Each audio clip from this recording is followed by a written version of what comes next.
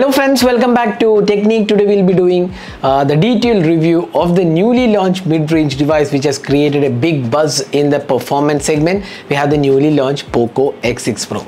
So we all know that Poco X6 Pro is a powerhouse in terms of performance with the Dimensity 8300 Ultra chip and a host of other hardware features included, which makes it a really compelling device at a price of around 25 to 30,000 price segment along with offers. And you do get a pretty good hardware also, but how does it fare in real life and is it a really good worthy package out there, and what are the pros and cons of the device? That's what we're going to discuss in this detailed review. So before getting into the detailed review, if this is your first time on this channel, do hit that subscribe button and also hit the bell icon to get notified of all the videos we publish. So let's begin the detailed review with first looking at the design and build quality. Now looking at the design aspect, now Poco has maintained this Poco yellow in most of their models, and the Poco X6 Pro also comes with Poco yellow color. Now the good thing about this color is that it is a vegan leather finish and you get this completely black chassis, and it actually looks pretty good in terms of experience. And you can see there is a glossy panel here for the camera, but other models are having a glossy finish which is a fingerprint magnet. But if you want a device which doesn't attract a lot of fingerprint, then probably this variant, the Poco yellow color with a vegan leather, is the one to go. Now in terms of build quality, fit and finish, it's quite good in terms of in-hand experience, and it's minimal in thickness, and also the weight is pretty good at around 190 grams. So it's a pretty good device to hold, and with 6.7 inches in screen size, it's a pretty compact device considering the form factor. And the edges are kind of sharp, so it's not a curved side, so that does give a bit of sharper edges, but overall I would say this is quite a good device to hold in hand. So you can see this finishing looks very good. The power button is also finished in yellow. We have this black color power and volume keys here. It has an in-display fingerprint scanner, and you can see that dual stereo speakers, IR blaster, then a USB Type-C port, then SIM tray, and here speakers again. So it looks pretty good. This area is glossy, and you can see a small pattern on this area and the Poco branding as well. It's a triple camera setup, and 64 megapixel OIS is mentioned here, and 5G branding is also here. So overall in terms of usage experience, you would say this is quite a good device. And you can also see that there's a punch hole selfie camera, and the bezels are kind of minimal. You can see here very minimal bezels. That makes it even good in terms of experience, and a punch hole selfie camera. Even the Poco F5 launched last year had a very minimal bezel. So the design and build quality is pretty good, and you can see that this is a flat display out there with Corning Gorilla Glass support. It's a Corning Gorilla Glass 5 support. So that's the design and build quality of this device. Now next, let's move on to the display. Now this device has upgraded hardware in terms of display. You get a 1.5K display. It's an AMOLED display, 120 Hz refresh rate, and a really good peak brightness of around 1800 nits, and it's a DCI-P3 color gamut. Then you get Dolby Vision support as well, and really good in terms of display experience. You can see that the colors are really vivid and punchy, and the smoothness of display is really good. Touch response is very smooth. Viewing angles are also excellent, obviously, because it's an AMOLED display, and the color quality is very good as well. Now you can also customize the display experience. If you go here, you can see the display brightness. You can change the color scheme, vivid color, saturated color, original color, then a refresh rate you can go with 120 Hz. So all these options are there, and then you have this light and dark mode as well. So display quality is definitely good, and on top of that you also get Dolby Vision support, and the display experience, especially when watching movies and all, it's a really brilliant display out there. So you don't have anything to complain. Along with that, you also have this minimal bezels, so that makes it even compelling display at this price segment. Now next is the software experience. Now this is one area where Poco has done a pretty good job, and also there is a con in this. We'll come back to that. So in terms of your software experience, this is running Android 14 out of the box with HyperOS. That's a Xiaomi's new software. Now this is one good thing what Poco has done. Xiaomi's HyperOS is extremely smooth, and a lot of animations and a lot of additional features included. Very responsive UI, extremely snappy in terms of performance, lag-free experience. There are absolutely no bugs, so that makes it really good in terms of experience. And on top of that, it comes with Android 14 out of the box, and you get 3 years of Android updates. That means Android 15, 16 and 17, whatever the name be, will be available for this device. And since it comes out with Android 14, you already get the latest version, and HyperOS is there out of the box. But the downside here is that the icons are not really polished here. It still needs a bit more fine tuning in terms of the Poco experience. So that is one area where we feel Poco still needs to do a bit more work. So this is the UI experience. You can see here icons are still a lot needs a bit more polishing. So you can see here the older icons are still there, and this needs a bit more refinement. But the HyperOS is something which is really good. You can see that the new UI experience. Then if you go to the lock screen, you can see this is the new lock screen, and there are plenty of options to customize. If you go here, there are plenty of themes, lock screen options to customize. Then we also discussed in detail about the UI experience. If you go to settings, I'll just show you the options.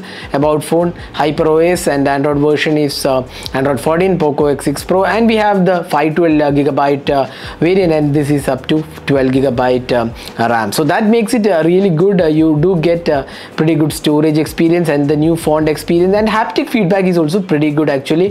The haptics what you receive from the device is pretty good overall. So that way also the device performs pretty well. And software, I would say there are plenty of bloat included on this device, so that makes it a bit not the best experience. We feel bloatware should have been avoided on this device, but you can uninstall most of the bloatware, so that makes it again quite good once you do a bit of setup on this device. So that's the software experience. Overall we are pretty good with the software, but a bit more fine tuning in terms of icons and refinement to the UI would make it really better. Now next, let's talk about the performance. Now this is one area where the Poco X6 Pro is probably the king in this segment, the Dimensity 8300 Ultra. Now we have done the performance testing of this device, so you can check out that video where we have done the CPU throttling test, Geekbench, Antutu test. A lot of tests we have done with the Poco X6 Pro, so that video is already available on our channel, so you can check out that. It's a stellar performance out there. 13 lakh is Antutu benchmark score, and on top of that it comes with LPDDR5X RAM and UFS 4.0 storage. This is something which we have seen only in the flagship category, probably around the 50 to 60,000 price category, but Poco is bringing the best hardware you can get in terms of performance, and the storage read-write speeds are also really impressive. Now if you look at the Antutu benchmark score, I'll just show you the score. This is almost 13 lakh in terms of score. So this is, you can see here how powerful the GPUs, and memory score is also really good. So that makes it really a performance powerhouse in terms of the storage test. Also you can see here very high score, so that makes the device really great in terms of performance, and the gaming experience is stellar. This is probably the best device you can pick right now below the 30,000 price segment for gaming. Absolutely superb gaming experience on this device, so that again makes it a compelling device for gamers and for people who need excellent performance out of the box. And then you also get 5000 mm² of vapor chamber cooling to keep the device pretty cool, and in our testing we didn't see any major throttling or heating issues, so that also makes it a really good device in terms of performance. Now there is dual stereo speakers, and the sound output is pretty good. Let's quickly have a look at the sound experience.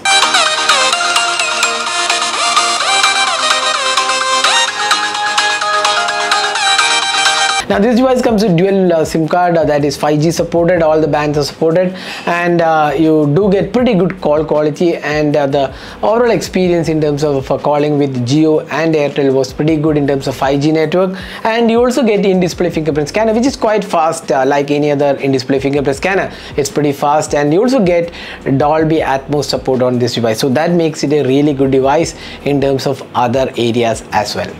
Now next, let's talk about the cameras. Now you get a triple camera setup. This is 64 megapixel camera with optical image stabilization, again an upgrade over the Poco X5 Pro. Then 8 megapixel ultra wide, 2 megapixel macro, which is kind of average I would say, and a 16 megapixel shooter for selfies. Now we have done the detailed camera review of this device. In case you have not watched that, you do check out that video. We have done the complete camera review. We found the camera to be quite a capable camera in daylight conditions. Good details, colors are much better better than the Poco X5 Pro, lesser saturation level, but the sharpness levels is not that impressive, but kind of okayish, I would say. So overall, daylight captures, the 64 megapixel does a quite good job, but ultra wide and macros are kind of very much average, I would say. 8 megapixel shooter and a 2 megapixel macro, pretty much average. Now portraits are again quite good, I would say, acceptable level portraits. The low light experience, in indoor lighting it was quite okay, but extreme low light, the sharpness levels are not that great, but then there is good amount of details, and noise is okayish. Once again, OIS helps in that. So overall, I would say camera is average or slightly above average quality, nothing exceptional out of the box. Probably not the best camera experience out there in this segment, but it won't disappoint most of the users because it's more of a performance powerhouse than a camera centric device. So that was the camera aspect. Now you also get 4K recording, 4K 30 fps with OIS is supported on this device. Let's move on to the final aspect, that's the battery and charging. Now this device comes with 5000 milliamp hour battery and you get 67 watt charging support. That makes it a really good device in terms of charging speed. 67 watt will take around 45 to 50 minutes to charge the complete device, and the battery performance is once again pretty good, solid performance, and this is a 4 nanometer Dimensity 8300 Ultra. So that makes it again a good device in terms of battery life. You can easily get through a day of usage. Even with heavy usage, you can get through one day of usage easily, and if you are a casual user, probably more than a day is possible with minimal battery usage. So that was the battery life and the charging support.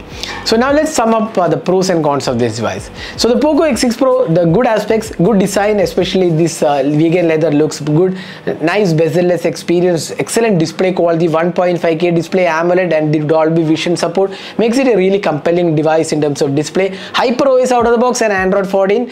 Now then performance is solid, in fact super performance, great hardware, then good battery life as well, and 67 watt charging is also pretty good. Now the downsides, probably the cameras could have been better, that's what we feel. A bit more focus could have been done on the cameras, probably better sensor, a bit more fine tuning could be done. That's one area where this device is slightly lacking behind, and the software icons and a bit more polishing needs to be done, but HyperOS is superb in terms of performance. So those were the pros and cons of the Poco X6 Pro. So overall, at a price of around 25 to 30,000 price segment, this is a stellar device, a total value for money device. In fact, this is a powerhouse. If you look at the price segment with solid performance, this is definitely a great device to buy. If you're looking for a powerhouse, we highly recommend you to get the Poco X6 Pro. So that was my experience with Poco X6 Pro. If you have any questions, do drop a comment in the comment section. We'll be happy to help you out, and you can also share your feedback about this device. So that's it for this video. This is Normal signing off. Thanks for watching. Hope to see you in our next video. Have a great day.